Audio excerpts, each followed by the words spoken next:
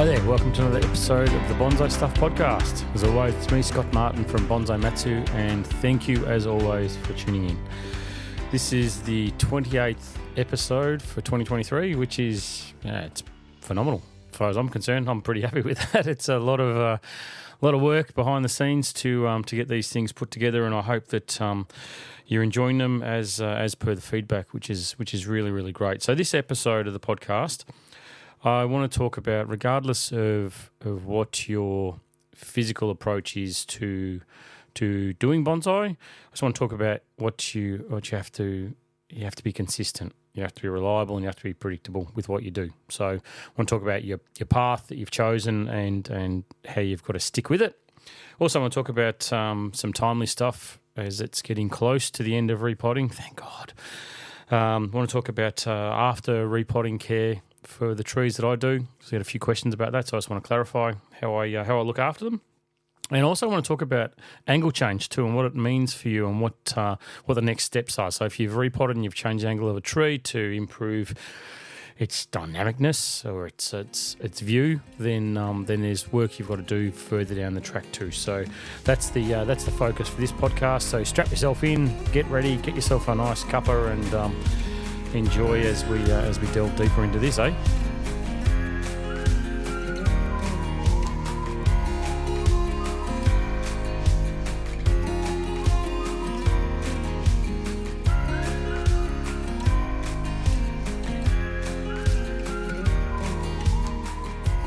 Sorry for the interruption. I really hope you're enjoying the podcast as much as I'm enjoying making it.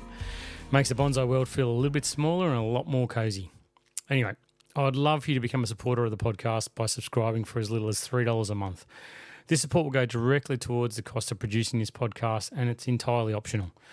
The link to become a supporter is in the episode notes for each edition. Now that's over, let's get into the podcast.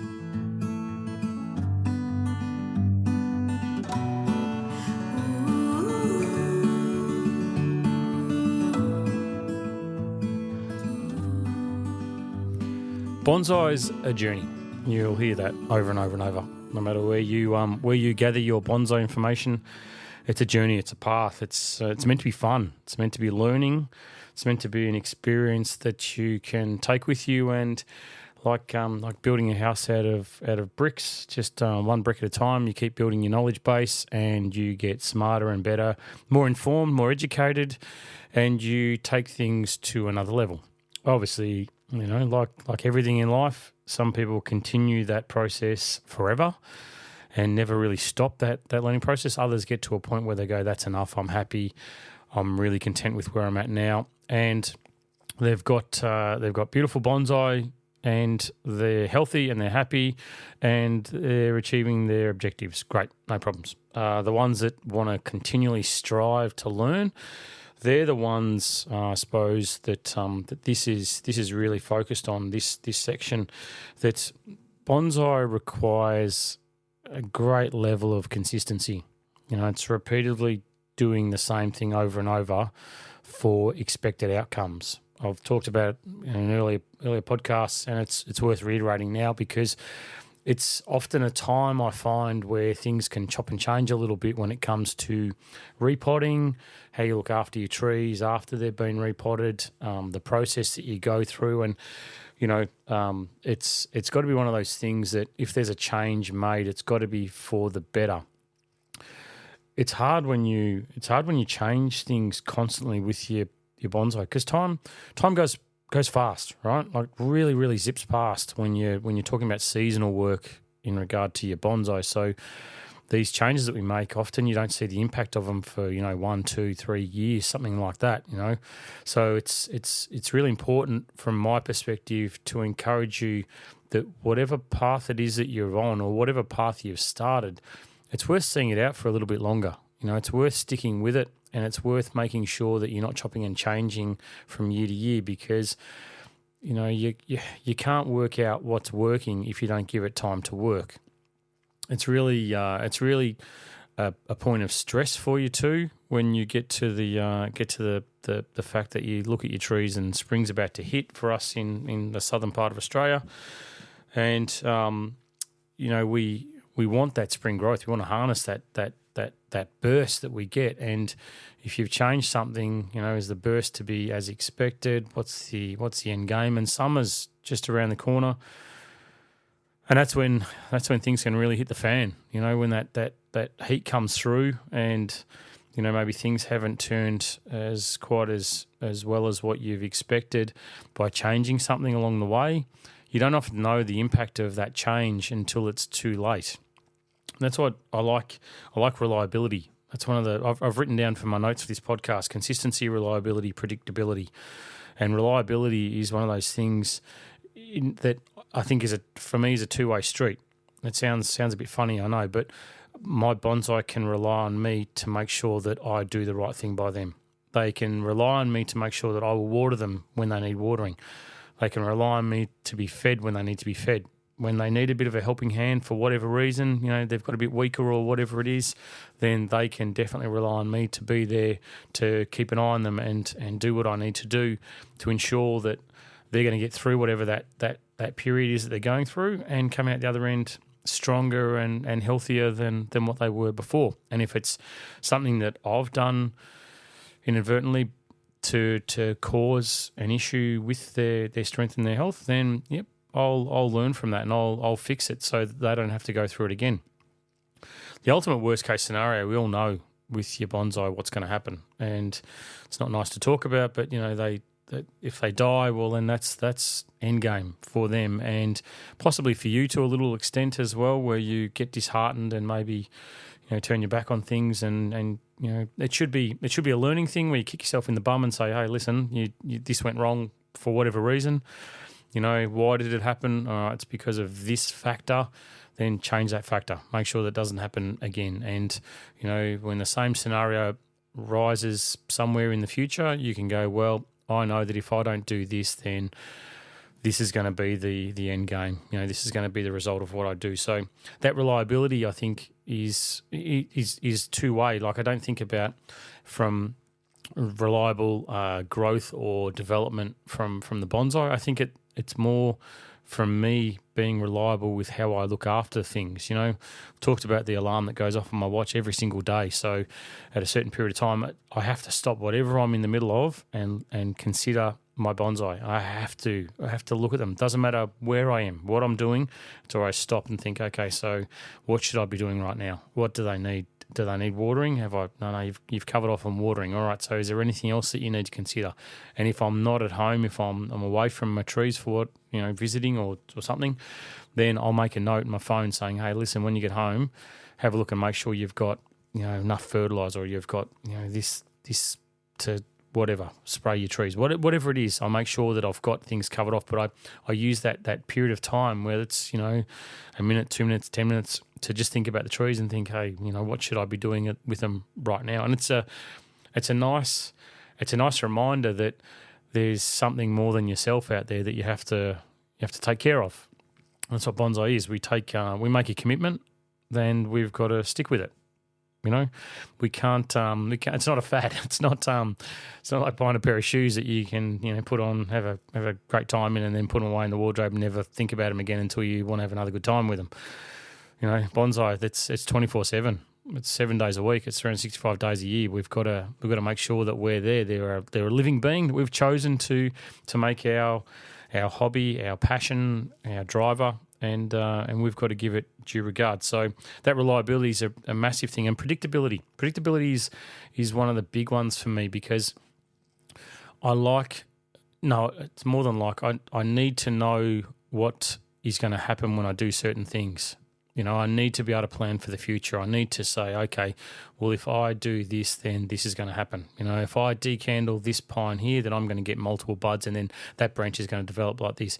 If I don't cut this bud that's growing on a maple, then I know that's going to stretch. It's going to get longer. It's going to get thicker. Therefore, it's going to have this kind of an impact. And it's things that really annoy me that take away that predictability, like things like possums. They come around and chew on the new growth that you've sat there and agonised over and said, yep, this is going to be a sacrifice branch. That little bud's going to grow. It's going to get this thick. It's going to do this, going to do that. All of a sudden, something that's unpredictable comes along and says, yep, that looks like the tastiest bud on that branch, I'm going to eat that off, then, it's not, you don't throw the bonsai in the bin and say, well, that bud's gone, the whole tree's destroyed. You just go, okay, we'll now move on to another plan, generate another plan. How am I going to do this? And then try and take some kind of measure to avoid that situation from recurring. Not always possible. I get that. Especially this time of year, I find that these bloody possums, as it gets, as we're getting towards the end of winter and it's dead cold still at night, and they're hungry and they're starting to wake up from their slumbers as well, then they'll eat anything. I've seen them where they've eaten needles off a black pine. I've seen them where they've eaten needles off a cedar, which they've just destroyed parts of trees because they're so ravished that they'll eat anything. I have heard people say, leave food out for them, that'll help them, but I'm not going to encourage these things in any shape or form.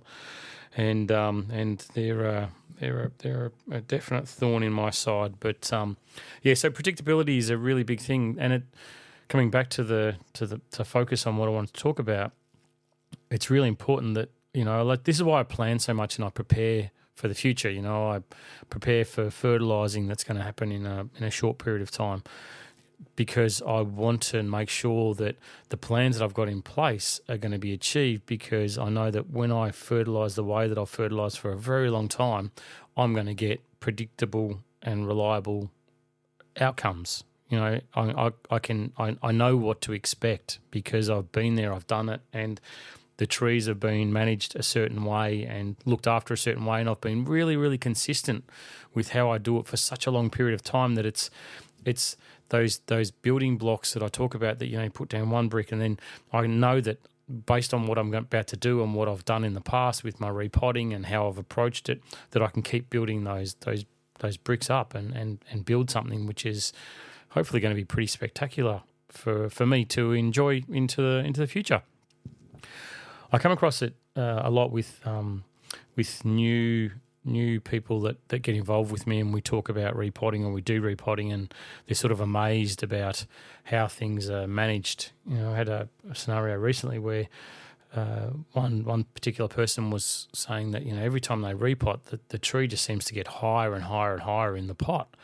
And I said, well, that's because you're not removing enough of the downward growing roots. And they said, I've got to constantly go to bigger pots. And I said, you don't need to do that, because if you're consistent about how you manage the root ball every time that you repot, then you'll get lateral root growth, and those downward ones, the ones that are forcing the tree up and sort of elevating it way above the rim of the pot, will be removed.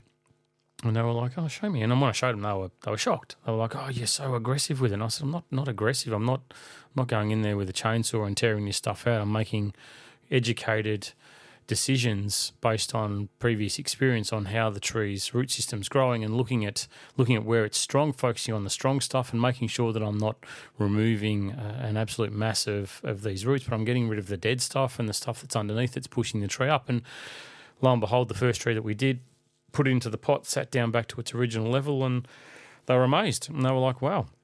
So I said, just be consistent with how you approach all of your trees and do it the same way. And then the outcome, which is the unknown part at this stage of an early journey, is, you will get this. I can tell you that by doing this, by using, this certain a soil mix, by treating the roots a certain way, by being consistent about it, and doing all this other stuff afterwards, then your root system will develop like this, and this is what the outcome will be.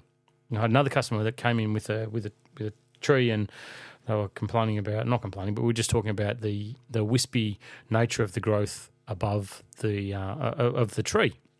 It's got some dead parts that seem to grow and then die, and it's got these really long branches and just wispy little bits of growth on the end, and it's in a black grow pot, a plastic nursery pot, and it was in really heavy, just standard garden soil mix, which is what you'd expect for a garden tree.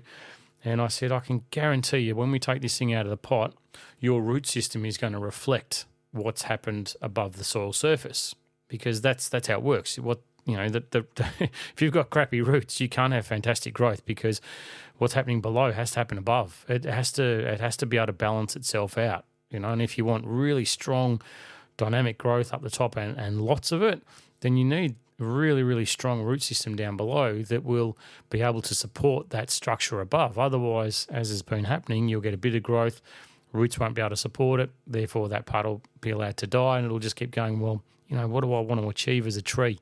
I want to get sunlight. All right, how do I do that? Just keep putting all your resources to the tip and just keep getting as long as you possibly can until the root system, gets resolved.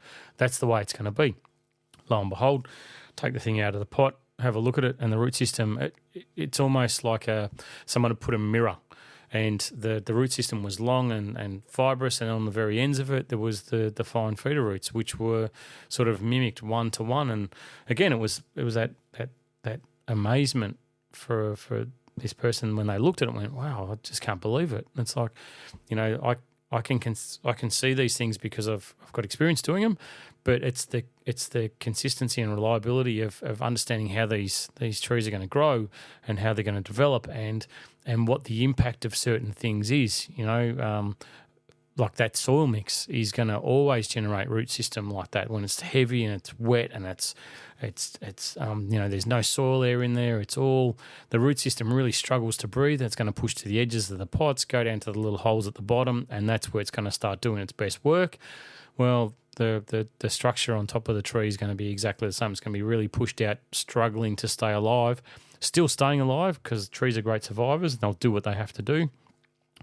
But it won't be thriving. It won't be, and that's where you need to make the changes. You need to make positive steps forward with your trees by using different soil mix, by tying them into the pots, by fertilizing them, and there's no point fertilizing the hell out of a tree that's got a really weak root system, because how's it going to take up the nutrients that you're offering if there's a handful of roots and you're putting on, a ton of fertilizer or any kind of food or anything? How's the tree meant to take that up? It really does very little to help the scenario. So breaking it right the way back to the root system, how do you fix the root system? Staying consistent with how you're going to do that, and then you'll get certain reliable outcomes that you can build on and build on and build on. A really, really common thing I hear is when trees are being grown on or being developed, the focus is more on the extension of the growth to thicken things and to develop trunks and whatever. But it's never the focus isn't really on the soil mix that's used at that point to get that development that they need. It's like, okay, well, I've got some old crappy soil floating around. I'll use that because the tree's just going to go into a grow pot of some kind and I'm going to let it just go crazy. It's like, yeah, but if you use better quality soil at that point and you get really strong root system, then that development's going to happen really fast. There's no point just putting something into a big container and saying, because it's in a big container, it's going to grow like crazy. It's not going to happen like that. It's got to have a good solid base, and that's where this consistent approach to how you're managing things, especially when it comes to really important times in your tree's life, like repotting, it's really important that you do the best thing to get the best outcome, which will give you that reliability and that predictability of what's going to happen. If you've got a tree in a pot, a bonsai pot, let's call it, and you use a certain soil mix, it'll grow a certain way. If you take exactly the same species, you put into a grow tub, but you use a different soil mix, then the growth is going to be very different. I don't use a one substrate in a bonsai pot to get a different type of growth. I use a substrate to get the root system as strong as I can to then do whatever it is that I choose to do with the tree. Because without that solid base, you're sort of on a hiding to nothing. So anyway, that's enough of that rant. But consistency, reliability, predictability in everything that you do really starts from the repotting phase and making sure that you're smack on, you bang on with what you need to do for the tree. So then you've got a good solid foundation, a good solid base that you can build on from there going forward.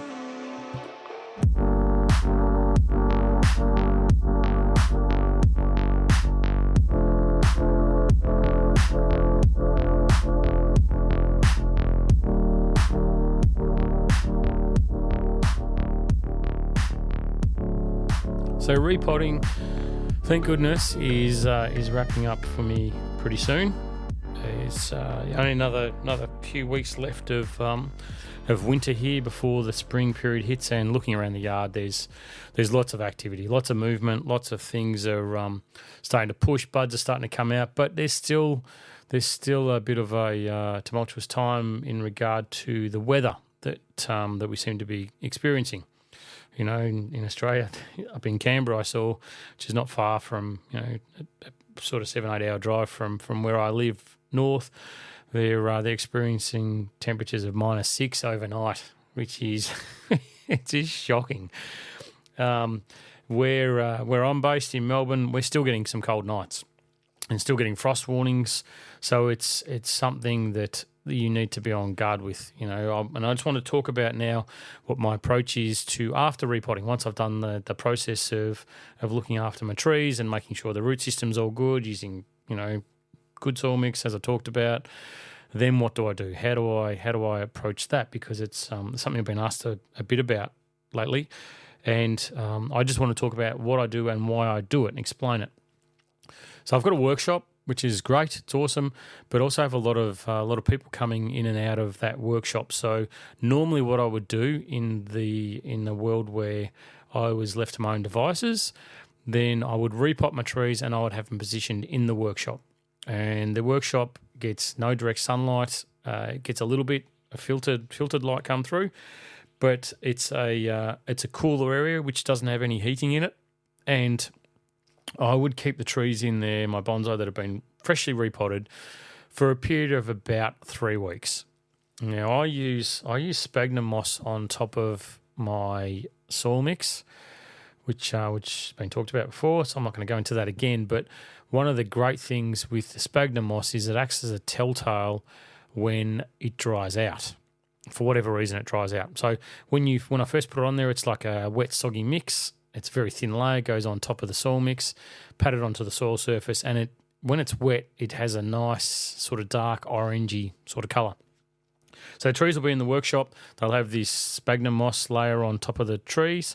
They'll be out of sunlight, out of the wind, out of the elements, and out of any unnatural heating environment or airflow. So it's a very, very stable environment, which is what I think the bonsai need. So I've gone and cut the roots. I've tied them into the trees. The tree's starting to release energy, starting to release resources, starting to grow. Buds are starting to move. Roots are starting to grow, starting to heal what I've done to the root system, and starting to get ready for spring. All right. So I use the sphagnum moss as a bit of a telltale for me to let me know when I should rewater those trees. I don't want to keep ploughing water onto freshly repotted trees until it needs it. And the only way that you can tell really that it needs it is when the sphagnum moss starts to dry and it goes back to a whiter colour. So I'll have, 20, 30, 40, 50 trees in the workshop, and as I walk around I'll go, oh, there's one at the back there. That sphagnum moss has started to dry out. So I'll spot water that one, and I'll keep a note and I'll go, okay, so that one's taken 3-4 days before it's taken up moisture. All right, cool. And then I'll go around every day. I'll do the same thing 2 or 3 times, walking through, checking them out, having a look and going, oh, there's another one starting to dry out. There's another one. And it starts to happen. It's like popcorn cooking in the microwave or on the stove. One kernel pops, then another, and then suddenly they all start to pop. And that's when you know that things are really starting to happen and the tree's starting to get on its feet again. Photosynthesis isn't really a problem after repotting because nothing's really happening in the latter stages of the dormancy period anyway. So I'm not worried about them getting sunlight. I'm more worried about their release of resources, their healing process, and the engine of the bonsai to start going again. And the way I can tell it's starting to go is by the frequency of needing water because the moisture's starting to suck through. So what I'll do then is I'll start to slowly transition the trees that have started to uptake water far more frequently and are starting to need water almost on a daily basis. Then they move out during the daylight hours and stay out overnight on warmer nights. But as soon as I get a frost warning on those trees, then they come back into the workshop for the night. Next day they go back out again. And that's how I generally start to transition the trees to get back to their normal position on my benches. And it can happen over a long period of time. I'm in no rush. And once I start seeing really good consistent growth with them, then they're back into the normal position. And it also happens that, our temperatures, as this happens, as that sort of 3-week period sort of starts to roll, the temperatures are increasing anyway because we are heading towards spring. So it's the warmer nights thing becomes more of the norm. I don't really have to worry about frost. So it's something that it sounds really dramatic. Oh, there's going to be a frost, bring your trees inside. But for me, it might happen once or twice for certain trees that are at a period over that time, and that's it. So it's not like I'm constantly running in and out of the workshop every single night when I don't need to. I don't mind them being exposed to it.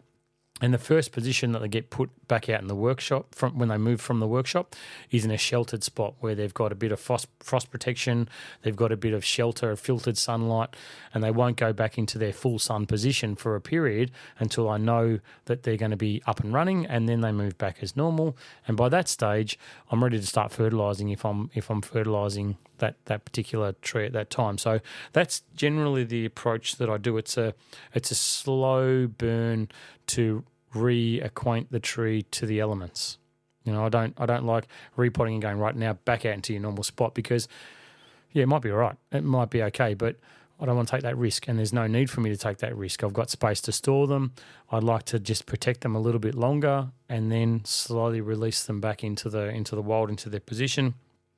And the moisture meters, the probe that goes into the soil to tell you whether it needs to water, doesn't work with the mix that I use because there's no real contact point there for the tip, so it can't tell you whether there's enough water or moisture in the mix. So really it's kind of useless until you get enough of a root system there that starts to build and take up the cavities or the soil there that the roots grow into. So moisture meters are kind of irrelevant in the first initial phases of repotting in a more open mix, a more bonsai mix. So that's where I love this sphagnum moss because it lets me know, when they're out on the bench. And likewise in spring, I definitely use it. I don't like just ploughing water onto trees for the sake of it. It's more a matter of saying, okay, well, if you've still got a fair whack of moisture in there, then there's no point me putting more in there. I want you to sort of grow to take it, and then I'll give you more when you need it. And the sphagnum moss does that trick for me. When they're out in the benches, I can walk around very, very quickly, have a look, see what's dried out, and move it on. So sphagnum moss for me is one of the great gifts that we have currently for our bonsai. So it's definitely worth using. I also use a product called Sea Soul, which is a seaweed based tonic. It's not a fertilizer. There's no nitrogen in it, and it's used for overall health of the trees, and I love it. I think it's great. I don't do it straight away once the trees have been repotted. I think that there's going to be zero uptake on it, so I don't do it initially. I do wait about a week until things start to get rolling with the tree after repotting, and it starts to move out of that complete dormancy phase. Then I'll start using Sea Soul on a fairly regular basis. By that I mean, between 3 weeks to a week, I'll walk around and I'll spot Sea Soul the trees that have been repotted, just to give them as much of a chance to kick on as possible. If I have a tree that I'm particularly concerned about, then there's a product available in Australia through some of the major hardware chains called Plant Starter. I do like that. Use it again about once a week, only on more temperamental species. And I find that some of my natives fall into that category, that I'll use that when I repot them. I'm not repotting natives at the moment. I'm waiting for some consistently warmer weather to do that. But I do use Plant Starter too as a bit of a backup for any trees that I'm a bit concerned about. It just sort of helps the transition and reduces the shock factor from repotting. So that's my approach to it, and that's how I successfully get my trees through the repotting phase, and not only just get them through it, but have them on the best foot going forward and make them the strongest that they can possibly be. Hope that helps.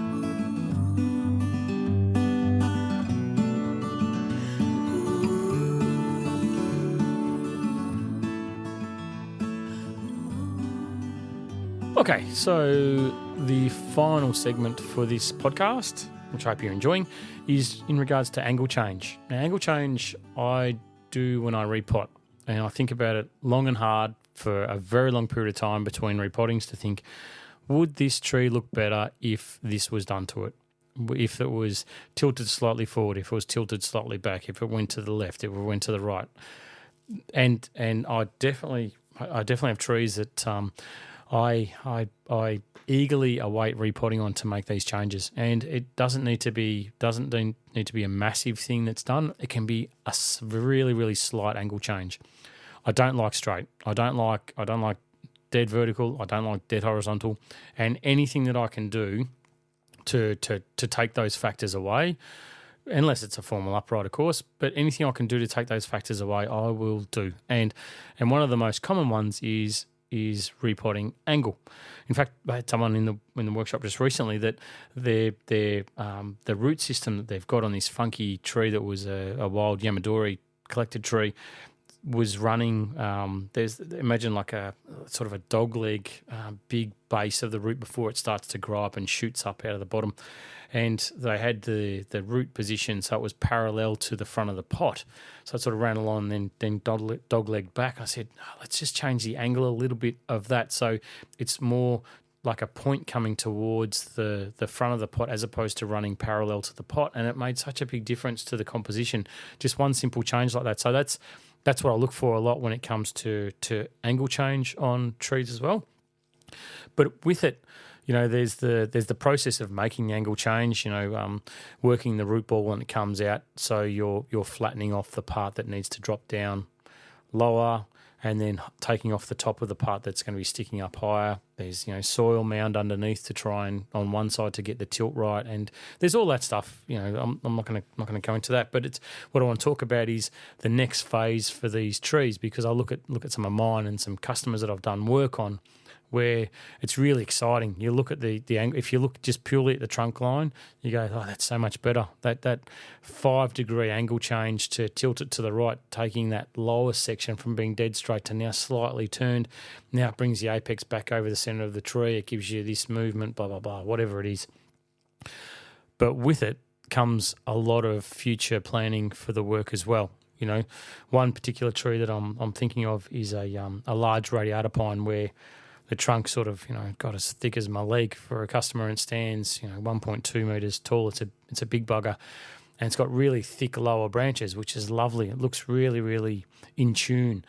But with this angle change, because it's tilted to one side, the branch on the opposite side now suddenly looks like it's elevated, like it's raising up, and it's created another problem for us.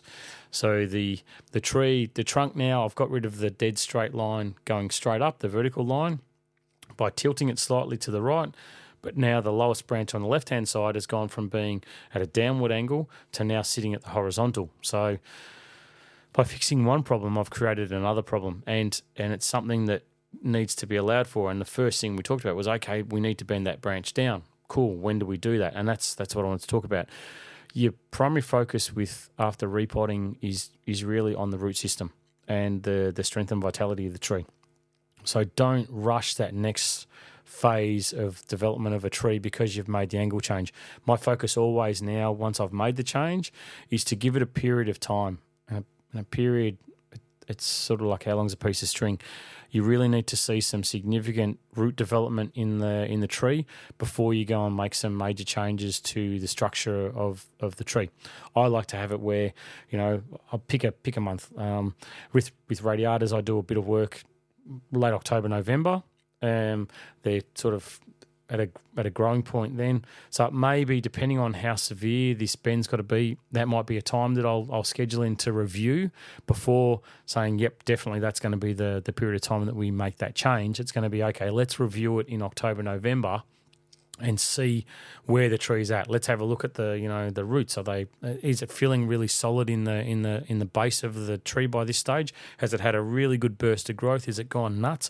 Or is it just limped along a little bit? Is there an issue that maybe we need to just hold back a little bit because it's a really old tree? Does it need a little bit longer to get things up and running and to work a little bit harder? And I don't think it's something that we can rush into.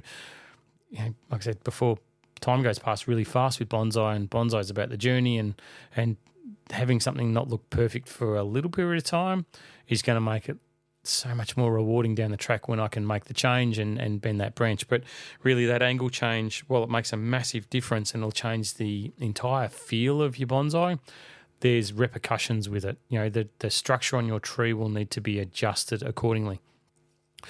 There's an approach that with an angle change you can, you know, sort of tilt the tree on an angle, make the changes to the structure of the tree before you do the repotting, and that's cool.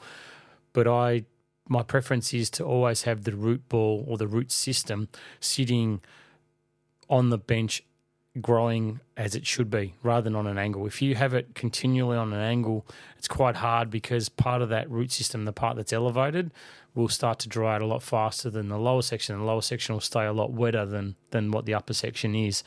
So it can be difficult to manage those things. It's not impossible, but I like to have the root system so it sits nice and flush, because the roots don't care how the angle is going to change.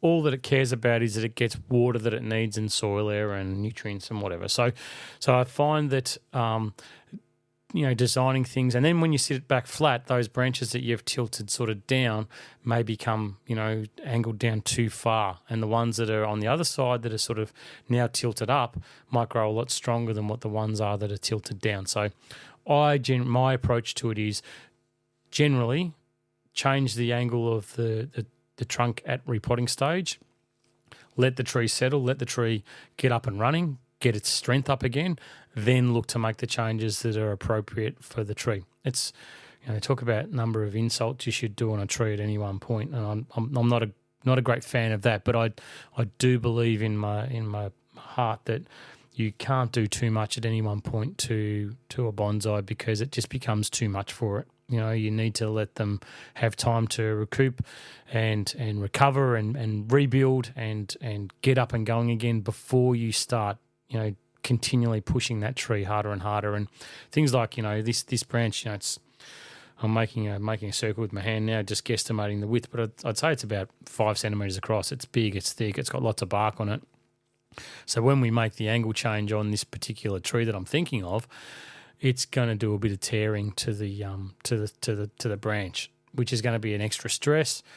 Do I want the tree to be able to heal that as quickly as possible? Yeah.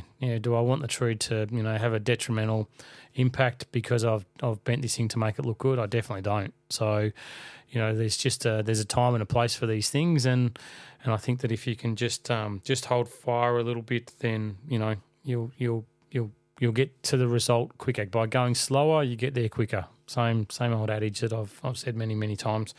But the one thing with the angle change too that I've noticed that I really love, subtle minor changes can make such a big difference. Whether it's and not just angle change from the vertical nature, but that rotation in the pot too. Picking the front of the tree, slightly adjusting it, a couple of degrees clockwise or anti-clockwise, changes the whole perception. Pots have a front, pots have a viewing front, they have a best side. They, even circle pots have a best view. Whether it's from a marking on there, whether it's from a hole in the foot, whether it's whatever it is. There's always a front position, and making that slight change in the pot can make such a big difference to your enjoyment. And that's one thing that I really like to do before I start tearing trees out, is just have a final look over the tree itself before it comes out of the pot and say, can you be better? Can I do something slightly different with you to make you so much better? There's one tree that I've got that's a Japanese black pine, of course, that means a lot to me. It's I've talked about it before. It's got one of my dog's ashes in it from a very long time ago, and this tree, there was. I get that sometimes you can sort of have paralysis over making decisions on things. This thing had branches all coming from one spot on the tree. And it had got sicker from the ashes from the dog going in there, which I've talked about. But anyway, this time with the tree, I looked at it and thought, it was repotted, I think, about 3 years ago. It had a nice burst, but just hadn't done enough. And I looked at the structure of the tree and I went, yeah, look, you mean a hell of a lot to me. But, those branches all coming from that one spot. I've got to do something about it. And I've had this tree for a very, very long period of time, and I've looked at this thing with multiple branches coming from one spot for such a long time. And the other day I went, that's it. I've had a gutful. I can't look at this anymore. So I get out and I cut the branch off. This was in autumn, so a few months ago. When I did some work on the tree, cleaned it up, plucked old needles, did the pine work on the tree. So at that point I went, yep, done. I've had enough of that branch. I can't have it anymore. Cut it off. Haven't looked back since. Love it. Comes into the workshop just recently and said, you're due for a repot now. And it was one of those points where I was giving myself a pat in the back saying, bloody good job cutting that branch off, because it's given me the shits for such a long period of time, and it's really annoyed me that I've finally done something about it, decades later. But I've done it, and it looks better. And then I thought to myself, okay, so what else about this tree has annoyed you? And what's always annoyed me is that the lower probably half of the trunk was very formal upright. And I looked at the rest of the tree, and where there'd been a chop earlier on, and the apex was built off a branch, so the apex sort of moved to a side, and I went, well, that doesn't look right. I always had in my head that this was going to be a formal upright sort of structure. That's what I wanted with this tree, and it was built around that. But when I looked closely at the tree and I looked at the structure, I went, well, it's not actually a formal upright, and I don't like it as a formal upright. I'd much prefer it to have a bit of movement, but something a bit dynamic in the lower base of the trunk would be nice. So then I took it out of the pot, I worked it, changed the angle slightly on this thing to give it a bit more of a move to one side, so then the apex sort of came back over the top, and I've got to redesign the apex, because the apex was all structure was based around this thing being a formal upright. So now it looks a bit off. But when I look at the trunk line that I've got that sort of movement to one side, then movement back. And I think that with planning for this angle change and the work that I've got to do in the future, I've got a much nicer tree, and I'm much happier with it. Like, I look at it now and think, yeah, you know what? You're actually going to get more of my time. This tree's meant a lot to me, but it's never been one that I've actually sat there in front of and had my cup of tea or my beer and looked at and gone, yeah, you actually get some more of my time. I've always looked at it and gone, yeah, sentimental, give it a pat on the way past and say, yep, thanks, nice to have you in the collection. But I've never been one that's been drawn to this tree.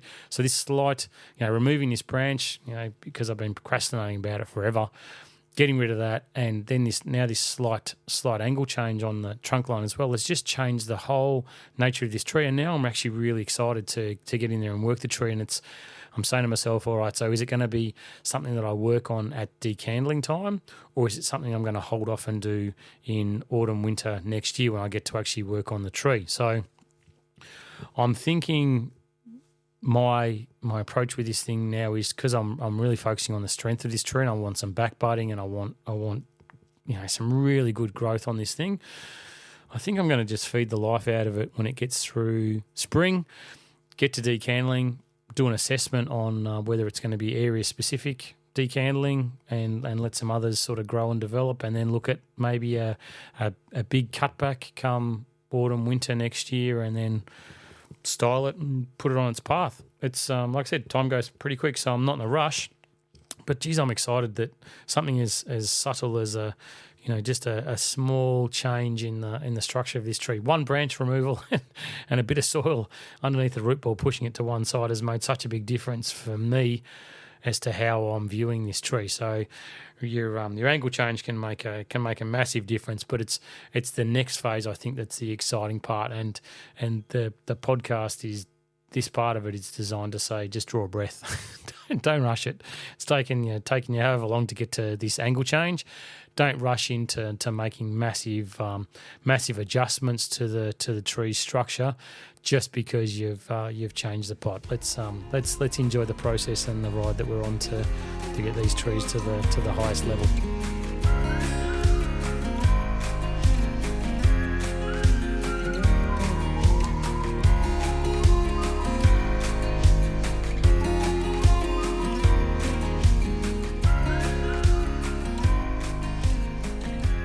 And we're done, folks. Thank you for listening in. Thank you for sticking around this long, and I hope you found it enjoyable, as I always do. I love putting these podcasts together because it makes me sit back and think, and look to put my thoughts together into a cohesive or semi-cohesive form that forms this podcast.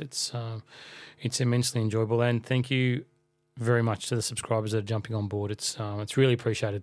You're jumping on early is going to make a massive difference, and I from hand on heart, really thank you very much for what you've done and the commitment you showed me that this podcast does mean something to you, and it's worth throwing a few bucks at. So thank you very much. So as we head towards the end of spring, I want you to do a quiet cheer for me, because I'm hoping in the next few days my personal repotting is fully done, and then maybe looking at my scheduling, probably another week to a week and a half of external repotting. But yeah, pretty much it's coming to an end for me now, thank God, because I'm really excited about the next phase. You know, I'm so looking forward to that spring growth now and getting out there and starting to take trees to the next level and get to see that plan that I've got in place for these trees really start to take shape. You know, spring is such an important time, and I'll obviously focus heavily on it when we get into that section of the podcast. But it's such an important time that you get to make or break on decisions that you've got to make with your trees, and it's really important that you make the right one. You know, to cut or not to cut. You know, that's the big question, and that's the focus of future podcasts. But it's in my being, I'm really excited. I'm looking forward to getting the trees in and not having dirt and soil and dust everywhere. As I look down at my my podcast studio, I can see bloody dust over absolutely everything in my office, which is right next to my studio. And I'm looking forward to a clean up once I'm finished with repotting, I can tell you, and giving everything a good dust off. But anyway, until next time, make sure you spend time with your trees. It's a really, really good time, whether you're heading into sort of the cooler periods in the Northern Hemisphere or getting into the growing periods in the Southern Hemisphere. It's awesome. This is one of my favourite periods that we can do so much with. It's time to get ready for the future, as I've talked about, and start getting ready to feed your trees, and make sure that you check them for any kind of issues that are forthcoming. Until next time, as always, happy bonsai.